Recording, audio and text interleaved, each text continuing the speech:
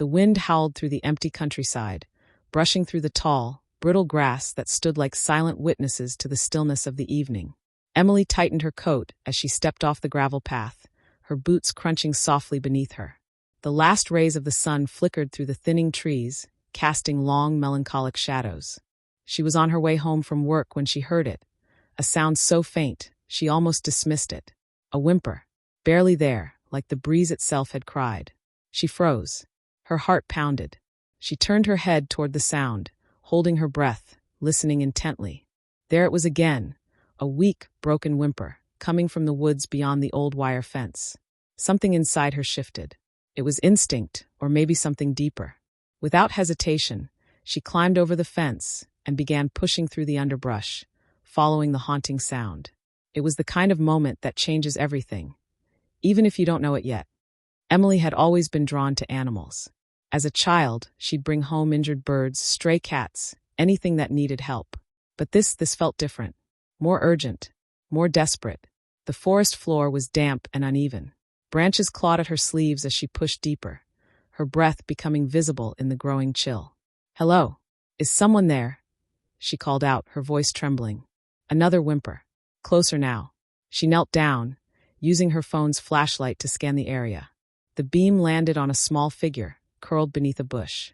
It was a puppy, filthy, shaking, and barely able to lift its head. "Oh my God," Emily whispered, crawling closer. Her heart ached at the sight. The pup was no more than a few months old, bones visible beneath matted fur, eyes glazed with exhaustion and fear. She reached out slowly. "It's okay, sweetheart. I've got you.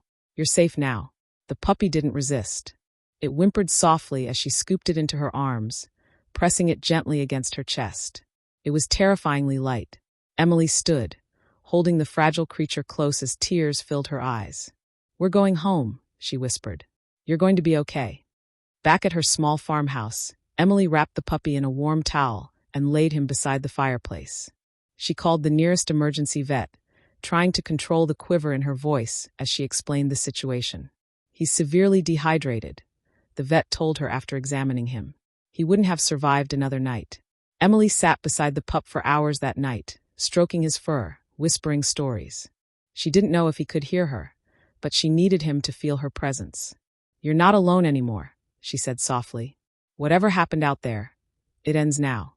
This is your new beginning." As the fire crackled and the wind rattled the windows, the puppy finally drifted into a deep sleep, his breathing soft and steady. Emily named him Chance. The next morning, she took Chance to the vet again for a full checkup. The prognosis wasn't ideal: malnutrition, a minor infection, and signs of previous trauma. But the vet was cautiously optimistic. "He's a fighter," the vet said. "He wants to live." Emily smiled through tears. "So do I." The days that followed were filled with care and cautious hope. Chance was timid, flinching at sudden movements, but he responded to her voice. He ate slowly, but he ate. Every small improvement felt monumental. One evening, as Emily was sitting on the porch, Chance limped over to her, unsteady but determined. He rested his head on her knee, looking up with tired, trusting eyes. She bent down and kissed his head. "You're brave," she whispered. "Braver than most." As the sun dipped below the hills, casting the sky in golden hues, Emily felt a strange calm. She hadn't realized how much she'd needed him too. Two broken souls, finding something in each other neither of them expected. And just as peace began to settle in their lives, a stranger showed up at Emily's door. A man, rugged and silent, holding a crumpled flyer in his trembling hand. On it, a picture of Chance. That's my dog," he said. Emily looked down at the pup, who now hid behind her legs, trembling. The air turned cold again. And just like that, everything she thought she knew was about to change. To be continued. Emily's breath caught in her throat. The man at the door stood silently, the paper trembling slightly in his hand.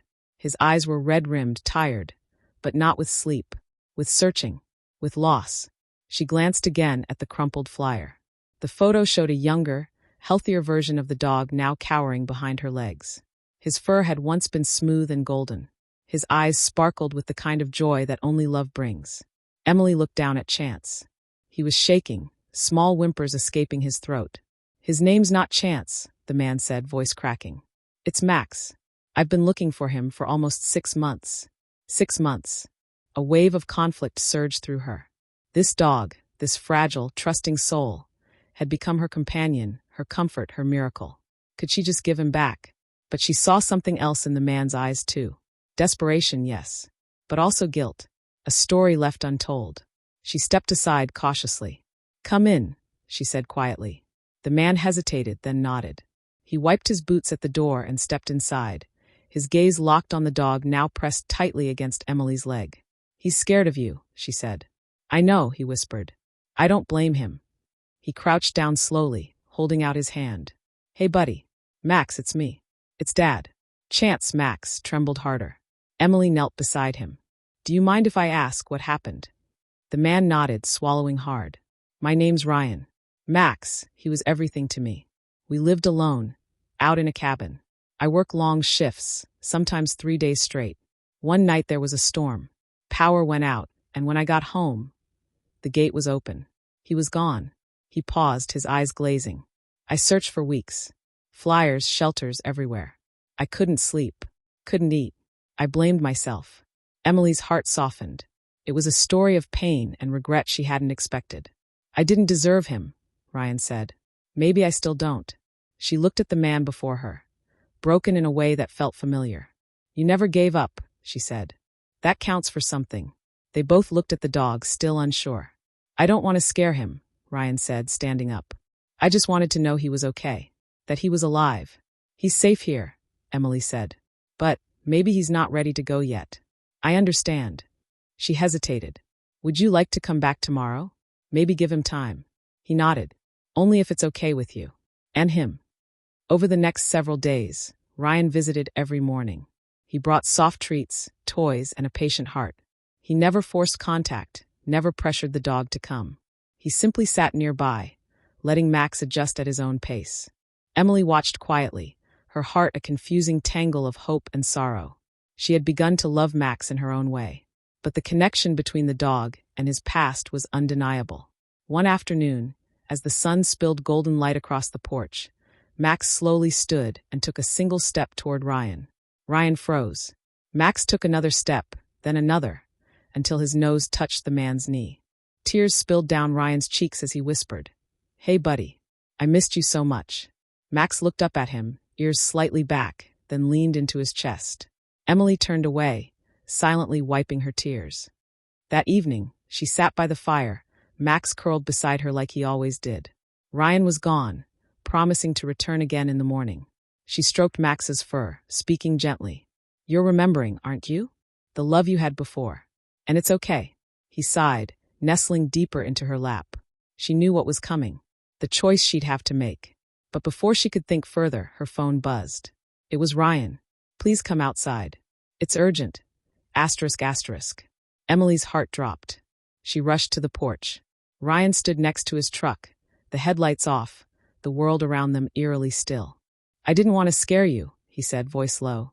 "But something happened today. Something strange." He held up a small, rusted tag. It was Max's old collar, one Emily had never seen. "I found this in the woods where you said you found him." Her brow furrowed. "Okay, there's a number scratched into the back. It's not mine. It's not any number I've ever seen." He handed it to her. Emily turned it over. A faint set of numbers was etched beneath the rust. Her stomach knotted. The number was local and familiar. It was the phone number of her late father. He'd been gone for 3 years. She stared at the tag, her breath shallow. What does this mean?" she whispered. Ryan shook his head. "I don't know, but I think Max might have been meant to find you too." Emily clutched the tag to her chest. The wind picked up again, howling through the trees. The past wasn't done with her yet. To be continued. The night was thick with silence as Emily sat in her living room, the rusted tag clutched tightly in her hand. Her mind raced with questions. How could her father's number be on a collar belonging to a dog she'd found miles away? It made no sense unless... She stood slowly, careful not to disturb Max, who lay sleeping near the fireplace. His breathing was steady now, calm. He had come so far. And yet, suddenly, he was part of something much bigger than either of them understood.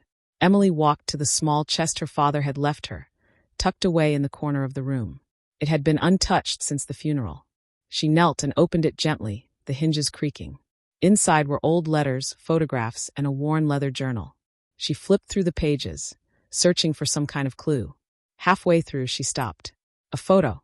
Her father, smiling, standing beside a golden retriever. The same breed, the same eyes. And on the back of the photo, in her father's familiar scrawl, "Max, my best friend. May he always find his way back home." Emily's heart stuttered.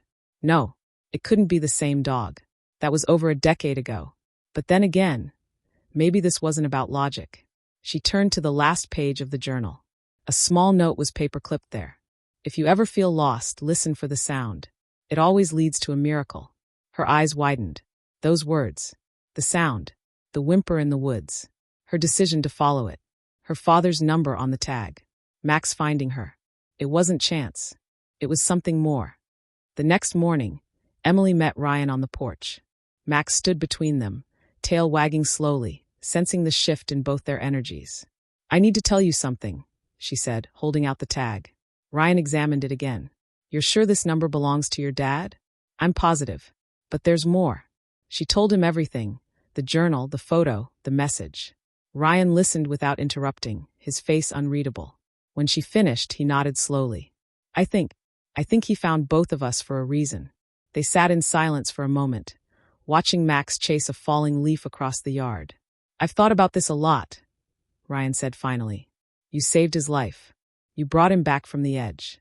Maybe that's exactly what my role was too. I lost him so he could find you." Emily swallowed the lump in her throat. "He doesn't belong to either of us. He belongs where he feels safe."